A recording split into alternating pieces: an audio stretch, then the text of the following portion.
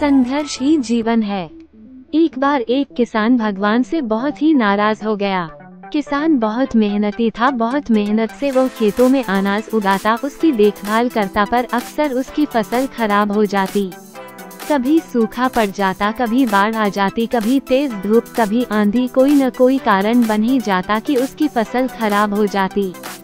एक दिन वो किसान गुस्से में आसमान की ओर देखकर भगवान से कहा, हे ईश्वर, आपको लोग सर्वज्ञता मानते हैं कि आप सब जानते हैं, कहते हैं कि आपकी इच्छा के बिना एक भी पत्ता नहीं हिलता, पर मुझे तो लगता है कि आप छोटी सी छोटी बात भी नहीं जानते। आपको तो ये भी नहीं पता कि खेती बाड़ी कैसे करते हैं। अगर आप जानते होते तो हर समय जो बाढ़, आंधी और तूफान आते हैं वो कभी नहीं आते। आप नहीं जानते कि कितना नुकसान उठाना पड़ता है हम किसानों को। यदि आप मेरे हाथ में ये शक्ति दे दे कि जैसा मैं चाहूँ वैसा मैं मौसम कर दूँ, फिर आप देखना मैं अन्न के भंडार लगा दूंगा। भगवान इस किसान के तीखे वाक्य सुनकर मुस्कुरा रहे थे और वह किसान के सामने प्रकट होकर बोले, मैं आज से तुझे ये शक्ति देता हूँ कि तुम अपने खेतों पर तुम्हारी जैसी इच्छा हो तुम वैसा मौसम कर दोगे। मैं बिल्कुल भी दखल नहीं दूंगा, तुम्हारी इच्छा से सब कुछ होगा। किसान बहुत खुश हो गया। किसान ने गेहूं की फसल अपनी खेतों में बोई। जब उसे लगा कि खेतों को धूप चाहिए तो खेतों को धूप मिले, जब पानी बरसना चाहिए तभी पानी बरसा। आंधी, तूफान, बाढ़ कुछ भी उसने अपने खेतों पर आने नहीं दिया। किसान के खेत में इस वर्ष ऐसी फसल हुई जैसी कभी नहीं हुई थी। हरी भरी लहलहाती फसल। मन ही मन वो बहुत खुश हो गया और सोचने लगा, अब सबूत के साथ दिखाऊंगा भगवान को कि इसे कहते हैं शक्ति का सही उपयोग। मेरी सफलता देखकर उन्हें अपने नियम जरूर बदलने पड़ेंगे। कुछ दिन गुजारे, फसल कटने को तैयार हो गई। किसान बहुत उत्सुकता के साथ फसल को काटने लगा, पर जैसे ही उसकी नज़र गेहूं की बालियों पर गई तो उसने अपना सिर पीट लिया और वह रोने चिल्लाने लगा। गेहूं की एक भी बाली के अंदर गेहूं का दाना नहीं था, सारी बालियां अंदर से खाली थी। किसान बहुत दुखी हो गया।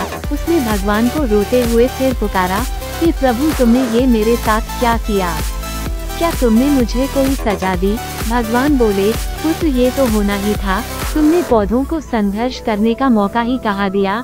ना तो तुमने उन्हें आंधियों से जूझने दिया, ना तेज बारिश से सहने दिया और ना ही धूप में तपने दिया। एक भी चुनौती का सामना तुमने उन्हें नहीं करने दिया, इसीलिए सारे पौधे अंदर से खोखले रह गए।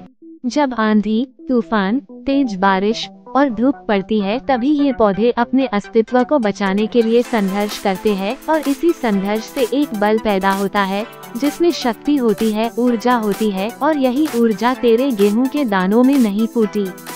तूने उन्हें कठिन परिस्थितियों से गुजरने ही नहीं दिया जहां उनके अस्तित्व का जन्म होता।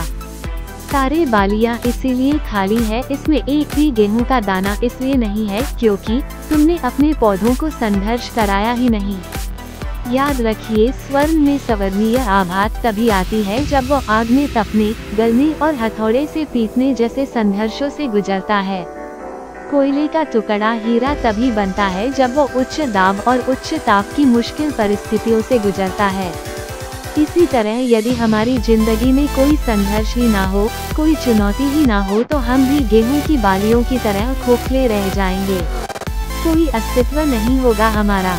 विपरीत परिस्थितियाँ, चुनौतियाँ, समस्याएं हमें और अधिक निखारती है। यदि जीवन में कठिन परिस्थितियाँ और चुनौतियाँ आए तो घबराना मत, बल्कि सामना करना। विश्वास करना कि आप और अधिक निखर जाओगे और अधिक मजबूत बन जाओगे। किसी ने कितना सही कहा है, जिंदगी जीना आसान नहीं होता, बिना संघर्ष कोई महान नहीं होता। जब तक ना पड़े हथौड़े की चोट तब तक पत्थर भी भगवान नहीं होता। Thank you for watching. कहानी पसंद आई हो तो लाइक करें और चैनल को सब्सक्राइब कर हमारे YouTube परिवार का हिस्सा बनें।